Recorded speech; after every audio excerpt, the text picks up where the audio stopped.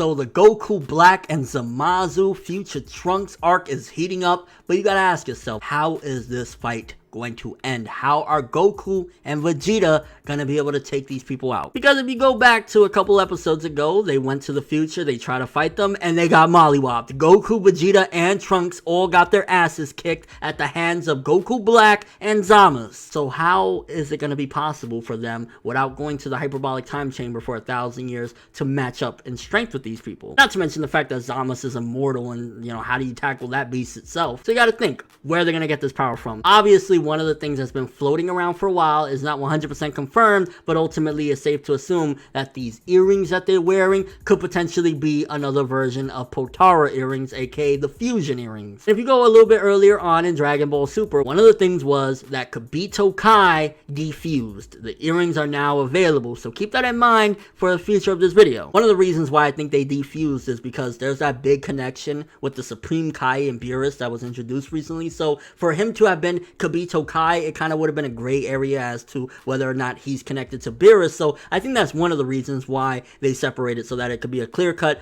oh, that's the Supreme Kai that's connected to Beerus. But I think another reason why they defused is because it sets up an opening for those earrings to be available for Goku and Vegeta. Because if you look as it stands right now, Goku and Vegeta pretty much have no chance against Black and Zamasu. They got their asses handed to them and literally had to run up out of the future, which is insane. Like, it's a rarity that you see Goku and Vegeta together having to run for their lives and flee. Now, this whole fight is excluding what's happening in our timeline, because the Zamasu in our timeline is nowhere near having the capabilities to do what the Zamasu of the future did to Goku and Vegeta. Like, count him out pretty much, especially if you've seen the spoilers of what's about to happen. He is useless and obsolete to this debate. The main problem right now that we're focusing on, and the only problem really to focus on, is Goku Black and Zamasu. And to be honest with you, putting it blunt, I think one of the major theories that's floating around that definitely is correct is that we are going to have a fusion battle with Vegito versus Zamasu and Black. And it's possible to even assume that they will fuse as well, because they both have earrings. I don't know what they look like. That would be sick as shit, but I think the final battle is definitely going to be something along the lines of that. But one of the worries that people are going to be wondering is, okay, the end of Z, we see Goku and Vegeta, they're not fused, so how is that going to be possible for them to defuse if ultimately Potara fusion is permanent? There's no,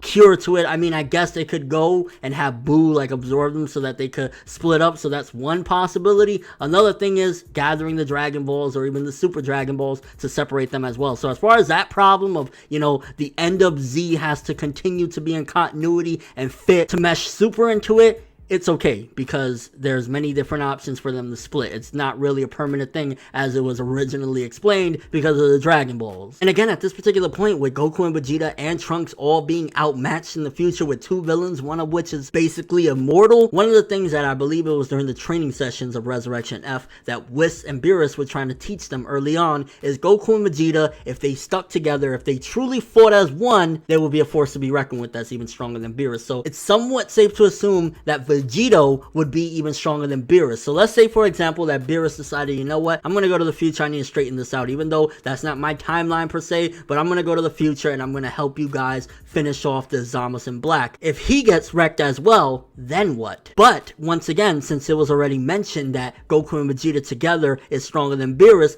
bam, you have another option, Vegito versus Zamasu and Black. And again, I wouldn't be surprised if they fuse as well, which would be one hell of a fight, because we already know that Vegito is basically more than Goku or Vegeta could ever imagine to be on their own. But then you fuse on top of that and create Vegito, which would basically be Super Saiyan Blue. I'm assuming he'd have that ability as well. It's going to be an unstoppable fight, and that's truly how I feel. Unless they get random power-ups, Goku and Vegeta are going to be able to take on Zamasu and Black in the future. They basically got to fuse. That's the only way as it stands right now that they can be capable of jumping up to that power that they had in the future. But let me know what you guys think. Do you think that this fusion of Goku and Vegeta basically going Vegito is the only way to take out Zamasu and Black? Do you think there's another possibility? I mean, Zamasu being immortal, I guess he has to be sealed. There's really no way to completely defeat him because he can never die. And especially if Beerus decides in the end, you know what, I'm gonna go to the future, and he gets defeated, then what? What do you think would be the next step for Goku and Vegeta? And your overall thoughts of this? I thought this would be a fun discussion because a lot of people are wondering, well, how the hell are they gonna be able to do it? How are they gonna be able to stop Zamasu and Black? Vegito seems to be a foreshadowed